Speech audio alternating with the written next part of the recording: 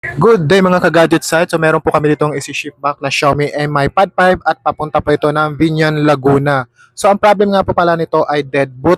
From Binyan, Laguna po ito, pinadala lang po dito sa amin upang ipagawa. So ito na po sir, ang unit nyo po, ipapaship back na po namin pabalik dyan upang magamit na po ninyo. At sa may mga ganitong problem, pwede po kayo mag-walk-in sa amin shop, pwede nyo po yung panoorin at hintayin habang ginagawa po namin, or pwede nyo po ipadala via LBC or Lalamove kagaya nito ng mga malalayo po.